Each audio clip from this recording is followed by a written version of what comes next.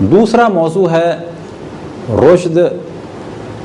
بس جب کہا جائے کسی بچے یا بچی کے لیے کہ یہ بالغ ہیں تو اس کے معنی یہ ہے کہ فزیکلی یہ بالغ ہیں. واجبات ان پر کب لازم ہوں گے؟ کہ جب یہ فزیکلی بالغ ہونے کے ساتھ ساتھ عقل بھی رکھتے ہوں. بس ممکن ہے کہ ایک لڑکی یا لڑکا بالغ ہو جائیں لیکن عاقل نہ ہوں. بالغ ہونے سے کیا مراد؟ ممکن ہے ایک لڑکا ذہنی مریض ہو، ایک لڑکی ذہنی مریض ہو، اور لڑکا بالغ ہو جائے فزیکلی لیکن اس پر کوئی واجبات نہیں ہے کیونکہ عقل نہیں رکھتا. بس اگر ایک لڑکی اور لڑکا عقل و شعور رکھتے ہیں اور فزیکلی بالغ ہو گئے تو ان پر لازم ہے کہ کچھ واجبات کو انجام دیں، اور ان پر لازم ہے کہ کچھ چیزوں سے بچیں کہ جو شریعت میں حرام ہیں.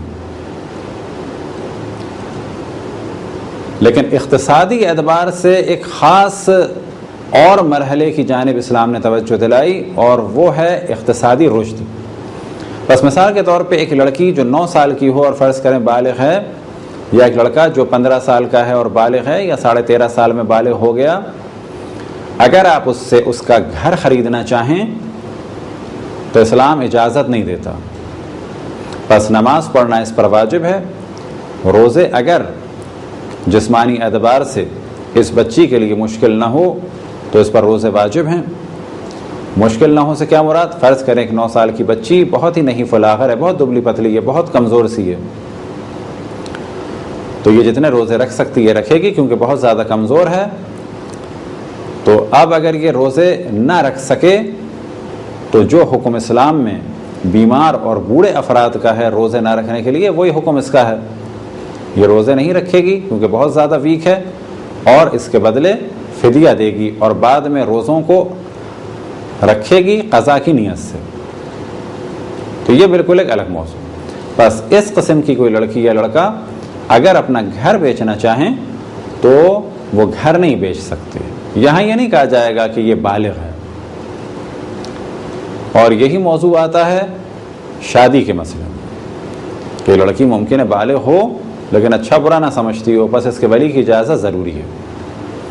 بس اگر ایک 9 سال کی لڑکی فرض کریں ماں باپ نہیں ہیں، 14-15 سال کا لڑکا فرض کریں اس کے ماں باپ نہیں ہیں، اگر وہ اپنا گھر کسی کو بیچنا چاہیں یا کسی کو کوئی بڑی رقم کا تحفہ دینا چاہیں تو اسلام اجازت نہیں دیتا. کیوں اجازت نہیں دیتا؟ کیونکہ یہ اس وقت فزیکلی بالغ ہیں، بے شک عقل رکھتے ہیں لیکن رشید نہیں ہیں، یعنی یہ اقتصادی اعتبار سے سمجھ بوجھ نہیں رکھتے.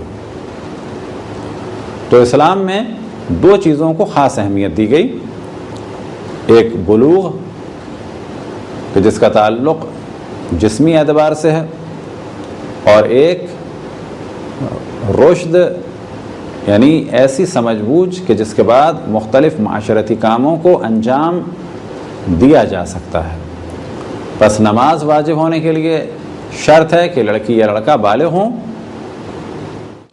لیکن اگر یہ اپنا گھر کسی کو تحفے میں دینا چاہیں یا بیچنا چاہیں تو اس صورت میں لازم ہے کہ یہ رشید بھی ہوں، یعنی اچھے برے کی تمیز رکھتے ہوں، اقتصادی سوجھ بوجھ رکھتے ہوں. بس اگر کسی 14 سال کے لڑکے سے آپ ایک گھر خرید لیں تو حاکم شرع اس معاملے کو باطل سمجھے گا. بس اگر آپ نے گھر خرید لیا کسی لڑکے سے 15 لاکھ کا گھر آپ نے 10 لاکھ میں خرید لیا، یا اگر حتیٰ 15 لاکھ کا گھر آپ نے 15 لاکھ میں خرید لیا، اور جس وقت اس بچے نے گھر بیچا ہے وہ رشید نہیں تھا، اور جنرل پبلک یہ گواہی دے گی کہ اس عمر میں گھروں کا معاملہ بچے نہیں کرتے، تو اسلامی حکومت یا اسلامی قاضی یا مرجع تقلید اس معاملے کو باطل قرار دے کر یہ گھر دوبارہ بچے کی ملکیت میں لے جا سکتے ہیں. بلکہ حقیقت یہ ہے کہ یہ گھر بچے کی ملکیت سے نکلا ہی نہیں ہے، کیونکہ خرید و فروخت کی شرائط میں سے ایک شرط یہ ہے کہ بالغ کے ساتھ ساتھ رشید بھی ہو. اب ایک اور خاص موضوع کی جانب توجہ دلائیں، اور وہ یہ کہ بالغ بچوں کی بالغ ہونے سے پہلے بھی جنسی حفاظت کرنی ہے اور ان کے بالغ ہونے کے بعد بھی جنسی حفاظت کرنی ہے، چاہے وہ لڑکے ہوں چاہے وہ لڑکیاں ہوں. اور اسلام اجازت دیتا ہے کہ ان کو خطروں سے بچایا جائے اور یہ بتایا جائے کہ کون سی چیز خطرناک ہے. مثال کے طور پہ کسی بچی کو یا بچے کو یہ بتایا جائے کہ اگر کوئی تمہارے جسم کو اس طرح سے ہاتھ لگائے، اگر کوئی تمہیں اس طرح سے چھوئے، اگر کوئی تمہیں اس طرح سے کہیں بیٹھنے کے لیے کہے، اگر اس طرح سے کسی کام کے لیے کہے، تو یہ تو بچوں کو بتایا جائے، کوئی حرج نہیں ہے. لیکن ایک بہت بڑا پرابلم جو اس وقت یورپ اور امریکہ میں ہے وہ ہے سیکس ایجوکیشن کے نام سے. بس اگر بچوں کو بگڑنے سے بچانے کے لیے کچھ بتایا جائے تو کوئی حرج نہیں ہے. لیکن جو طریقہ اس وقت یورپ اور امریکہ میں سیکس ایجوکیشن کے نام سے ہے وہ بلا شک غلط ہے. بس یہاں پر ایک فرق ہے. اسلام یہ کہتا ہے کہ لڑکی کو بگڑنے سے بچانا ہے، ناجائز تعلقات سے بچانا ہے. بس اس بگڑنے سے بچانے کے لیے نصیحت کرنی ہے، وعظ کرنی ہے، سمجھانا ہے، اس کو زمانے کے اتار چڑھاؤ سے آشنا کرنا ہے. لیکن یورپ اور امریکہ میں اسی نصیحت کے ساتھ ساتھ اوریان فلمیں بھی دکھائی جاتی ہیں کہ اگر کوئی ایسا کام کرے تو یہاں پر تربیت کے ساتھ ساتھ وہ کہ تربیت کا نام ہے بلکہ بگاڑ زیادہ ہے.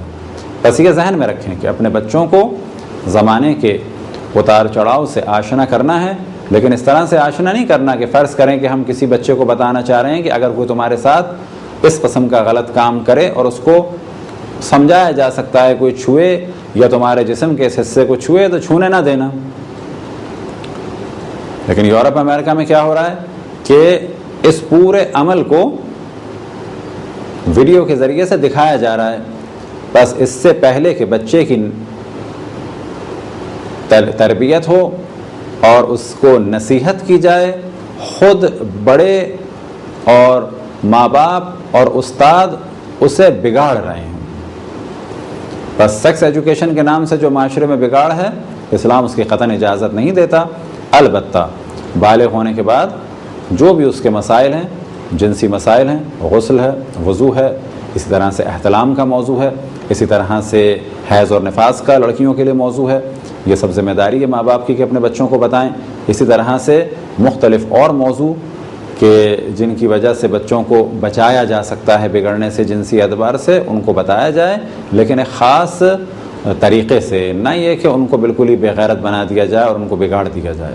یہ تھی مختصر سی گفتگو بلوغ کے بارے میں. خداوند تبارک و تعالیٰ سے دعا ہے کہ بحق محمد و آل محمد ہمیں اپنے رسول، اپنی حجتوں، خصوصاً امام زمان علیہ الصلاۃ والسلام کی معرفت اور اطاعت کی توفیق عطا فرمائے. وصلی اللہ علی محمد و آلہ الطاہرین.